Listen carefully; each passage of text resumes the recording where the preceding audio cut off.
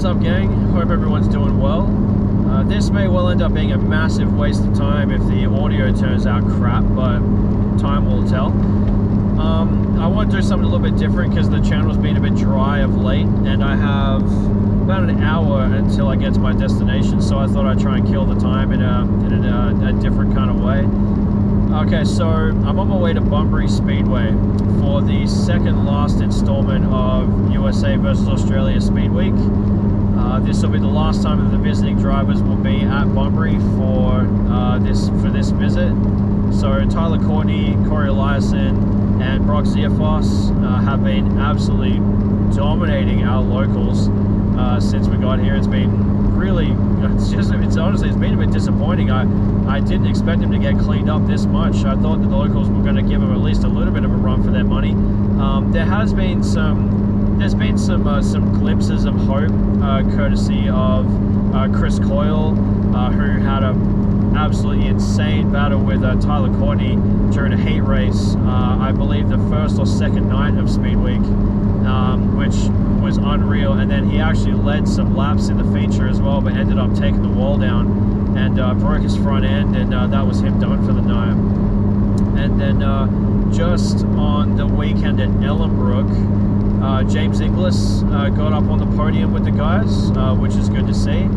So we've had at least one podium for the locals, but for the most part it's been either the visiting Americans or the South Australian Matt Eagle, who have been taking up all the podium spots and being very selfish about it. So yeah, so we have the 410 sprint cars at Bunbury tonight. We also have the speed cars, and if you're watching from America, that is what we call like the midgets.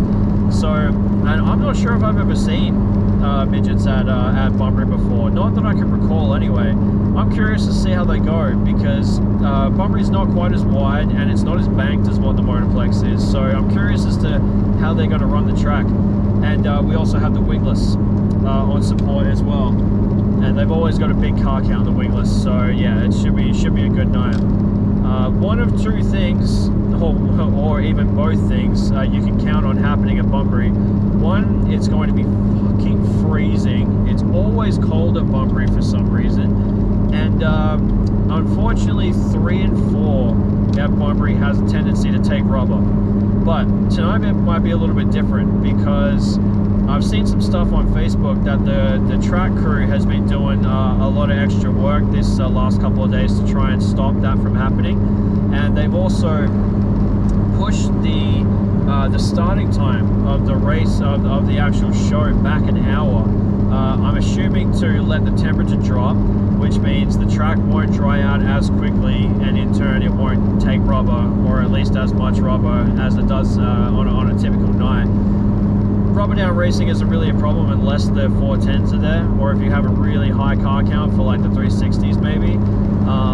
Yeah, it should make for a good night, because excuse me, nobody likes a rubber down track, but I tell you what, it does make for some really incredible races in some circumstances. For example, last year's Cricky Boys, the track took rubber quite early on in the feature, and there by about lap 15 to 20 there was right rears cutting down and blowing up all over the shop. It was absolute chaos. And then lap 25, I believe it was, simultaneously about 5 right rears blew, all from contenders, people that were at the front of the pack. And drivers were doing this really interesting thing where they were driving over the burnout pad at Bunbury, because there was a patch of water on there, and they were trying to cool down their tires, which was super interesting.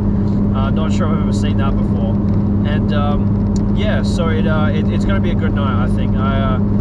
It's always a good night at Bunbury, and yeah, I don't think tonight will be any different, and it'll be really good to see if any of the locals can maybe snatch away a podium spot from one of the visiting drivers. Alright gang, so we have a race in 6 days. It has taken what feels like an eternity to get to this point, but we finally have a race in sight. 6 days from now, on the 20th of January at the Perth Motorplex, which I cannot tell you how excited I am. 6 weeks is a freaking long time when you've just got this amazing machine just sitting there doing nothing, and you would give your left arm to drive it. So with that said, I thought it would be a good idea to set some realistic expectations and goals for what I want out of the race, because naturally every time you get in the seat you want more out of yourself and you want more out of your car. So I've done some things, or I've made some arrangements to try and help us do that, and so we'll just discuss that real quick.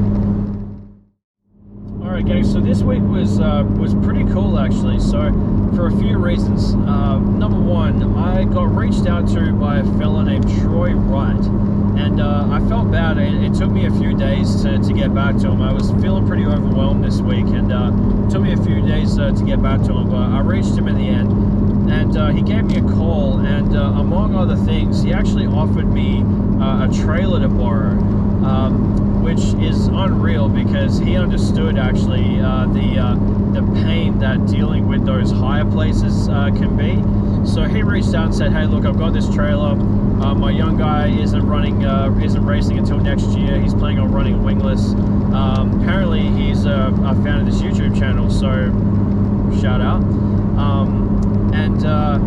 Yeah, so that's going to be unreal, because he doesn't exactly live next door, but you know, being able to hold on to the trailer for a day or two and not have to worry about, you know, getting a trailer back to, you know, a higher depot, and he's not asking for much, you know, in return to borrow it either. So I got to shout out Troy for reaching out to me.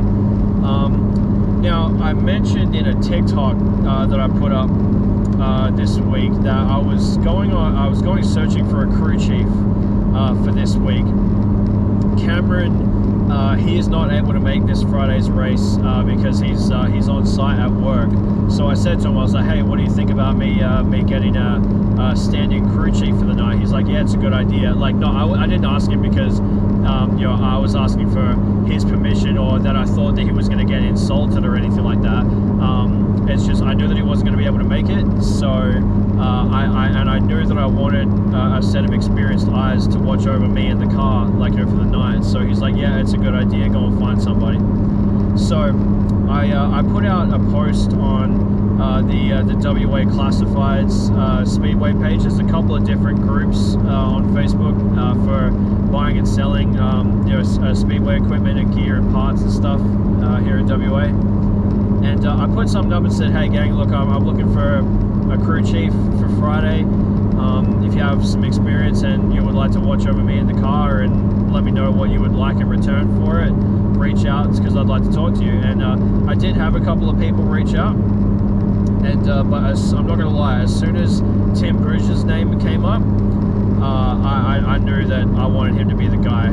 So Tim Bruges, Tim, I'm really sorry if I'm mispronouncing your surname, is a limited sprint car driver here in WA, quite a good one. He drives a Terry Cutts owned vehicle, and won the limited state title, I believe 2 years ago, maybe even last year. I don't have the information off the top of my head. But yeah, just a good guy, and Cameron actually crewed for him, you know, a few years ago. So, and you know, if Tim knows half of what Cameron does, then I'm confident that he'll be able to crew chief us quite well.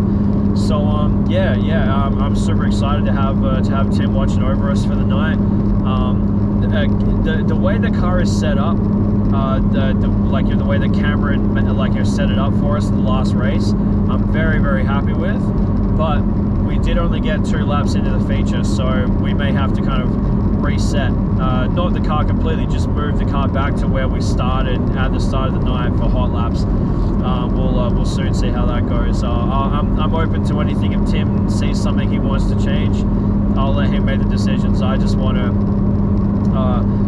know that the changes that are being made to the car are the right ones, you know, or at least the ones that are going to get us closer to being, like, you're faster and competitive than what I would have off my own back. So yeah, so a couple of really cool things happened this week, gang. So the trailer is awesome. Tim coming into crew chief for us, that's fantastic. And last weekend at Ellenbrook Speedway, I just so happened to park up next to a couple of guys. I actually got there before they did, but yeah, they were just some nice guys. Parked it up next to me, and we got chatting away. And as I tend to do, let slip that you know, that I had recently purchased and started racing a sprint car. And I was talking their ear off about the LS1 club and like, you know, how cost effective it is to run and what I bought my car for and this and that. And yeah, like there was, of the group, there was one guy who was, I could tell, was sponging up the information significantly more than anybody else was. So I would like to think that I'll see that person in a car, potentially in our class, in the next, like, you know, 1 to 2 years. That would be really cool, because that's the whole point, purpose of documenting this whole thing. I could just easily race and not tell anybody about it, but I really want our club and our sport to grow. So if I can get one more person in the bottom of a seat, I'm going to call that a big win. And something else happened in that there was one of the guys actually expressed interest in sponsoring the car. So he's actually, they're all, I believe most of them, if not all of them, are coming down to the Motorplex on the 20th. But the guy who expressed interest in sponsoring the car is coming too. And I hope that we can, you know, put on a bit of a show. And, you know, it's hard to believe that you're a good sponsor prospect when you're not like an experienced front-running car, because you just naturally assume that sponsors and businesses only want to put their names and their business logos and invest their money in a car that's competitive. But I think my hook is the fact that I'm doing this. You know, I've got the YouTube channel and the TikTok and the Instagram, and a lot of drivers just don't do that, and I think that's such a shame, because I think Speedway, at least Australian Speedway collectively, is really not taking advantage of a really important tool to not only grow their own business or their own operation, but to grow the sport itself. And it's one of the things that people tell me, like, you know, when they suggest looking for sponsors, that, oh, you should go and look at businesses that you have ties with, and businesses that you know, or businesses that you know have an interest in dirt racing. And I'm just not convinced that that needs to be the case, because if the sport marketed itself, if we marketed ourselves, the drivers, the clubs, the tracks marketed ourselves collectively better than what we do, there's no reason why we couldn't turn a non-dirt fan into a dirt fan. So that's something that I hope to accomplish with this as well, is to maybe bring in some eyes and some sponsorship and some interest from traditionally non-speedway people is another massive goal of mine. So you know, there's a reason why I plaster the LS1 logo on just about everything that I can, because I want people to know about us. I want people to know that there's an avenue to racing that isn't a $150,000 sprint car and a $250,000 hauler and 8 spare wings and a ton of fucking sponsorship. There's other ways into this that I'm just not convinced people are exposed to. So take that as what you will, but that is very much a goal of mine. Alright, so as for the actual race itself, as you would expect, I've had a lot of time to think about this upcoming race, and a lot of time to think about the last one. And obviously the last one did not end the way that we wanted to. Such a shitty, unlucky way to not finish a feature and leave 13 unturned laps just for nothing. It was really frustrating. I had no control over it, and it's just one of those things that happens. But not only have I now taken the necessary steps to make sure that does not happen again, but I'm determined not to have the same amount of DNFs that we had the first night, because you know, so heat 1, we did make it about 6 or 7 laps into an 8-lap heat, so before we had mechanical issues, so I'm not so mad about that. The heat heat 2 was perfect. The car was running great. We had some good speed by the end of it. We stayed on the lead lap until the white flag lap. So, you know, that's nothing to scoff at. I was really happy with that, especially given that we're running with limited sprint cars as well. And we're only running LS1s. So to only be in the seat for the second time and to stay on the lead lap with a limited was a huge feather in my cap. And then the feature came around where I went out onto the track thinking to myself, okay, like I'm ready to let the dog eat here. You know, like I was feeling really confident. I felt like the car was, to me, because I have very little reference point, but it really honestly to me felt like the car couldn't be any better. So I was like, yeah, cool, let's open it up, let's let the dog eat a little bit. And then, you know, unfortunately 2 laps in, you know, the hood flies up in my face and we're done. So that's was a really frustrating way to finish off the night. And technically we DNF'd like, you know, 2 of the 3 races. So that is goal number 1, is to not DNF any of the races on Friday. Would be on its own a hugely successful night, because DNFs will happen, but 2 out of 3 on one night just isn't good enough. And I'm going to do everything in my power, and I'm sure my crew will as well, to make sure that doesn't happen again. So goal number 2 is to find speed out of the gates. Now this is going to prove to be one of the more difficult ones that I will set for myself, because, you know, this isn't iRacing. You know, there's no escape toe, there's no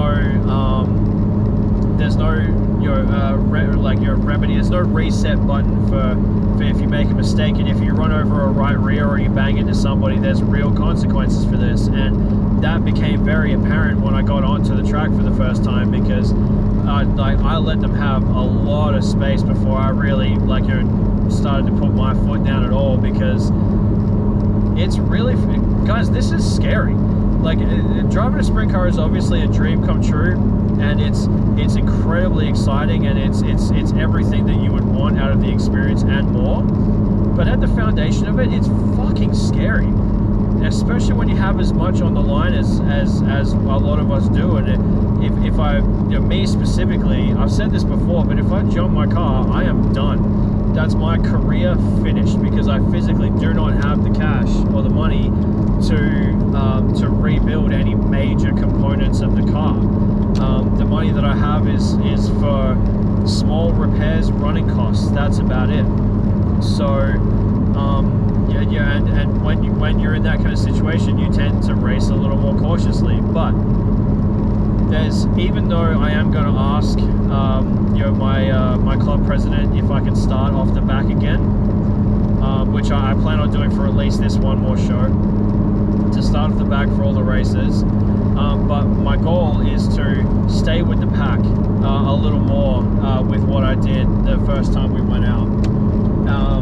We will see if I'm able to follow through with that on race day, because, like I said, this is scary, and being, you know, a couple of feet away from another massive, monstrous, powerful vehicle, knowing that you've got thousands and thousands and thousands of dollars on the line, not only with your own shit, but, you know, I don't want to be responsible for junking somebody else's shit either. That's not how I want to walk away from a show. So but I know it's going to have to happen eventually. So my goal, one of my goals, is to, when the green drops, be a little quicker, stay with the pack a little more. Maybe it won't happen in heat 1. Maybe I'll want to feel out my car a little bit and find some speed before I decide to maybe get in there with them. But if I walk away, you know, from the show next week being closer to the pack at the start of the race than what I was on race 1, I'll consider that a massive win. And goal number 3 is basically to stay on the lead lap for as long as I can. If I can, especially in the 8 lap heats, I'd really like to stay on the lead lap for the entire thing. This might seem like a a silly, sort of a thing to maybe a veteran driver or a non-race fan who might be watching this, but again, it is only my third time in the seat, so I personally think it would be a really good accomplishment to have left the show that night, having stayed in the lead lap for at least the heats, and maybe if we can get through about 10 laps, if not more, of the feature on the lead lap, I'd be really, really happy with that. I don't know what the car count is going to be like for the upcoming show, and I don't know how many limiteds are going to show up for that race either, but yeah, I think those three things collectively would be a massive, massive step forward for us, and a massive confidence boost for myself as a driver as well. So the actual, those are the goals, but I think there is a difference between that and expectations. So those are my goals, but the expectation is not to go out and win, you know what I mean? It's and which I didn't even bother mentioning this in any post. I didn't share the photo, nothing at all. We actually got credited for third in our first feature, because even though we only made it 2 laps in, a couple of cars didn't make it onto the track at all, because Craig had what he thinks was an electrical issue. Matt Watkins, he had that flip in the first turn of the first heat, so it was almost by default that we got credited for third in the LS1 class, because there just wasn't that many cars left on the track. And I'm not really ready to accept that as our first podium, you know what I mean? Because we didn't race to get there. But I hope one day soon to be racing to get onto a podium, or to get a top 5 or something like this. So, yeah, look, expectations, I'm setting low and hoping to exceed. I just want to finish. I just want to finish all of my races. I want to keep up with the pack, and I want to try and be a little quicker out of the gates. Find that speed that we found 2-3 laps in the last time we were in the car, and maybe find that on lap 1 or coming into lap 2, you know what I mean? So that's pretty much it, gang. It's I do expect more of myself this time in the car, but I'm also conscious of the fact that we've had quite a substantial break, a 6-week break, and it's only our third time in the car. So, but you know what? I'm just happy to be back in the seat. I know I've said this 1,000 times, but to actually be doing this is just so surreal. I have to pinch myself every time I go into my garage and see a freaking sprint car just sitting there. It's kind of surreal. Yeah, look, gang, I'm just happy. I'm happy to be this close to race day again, and I hope you guys will check out the video.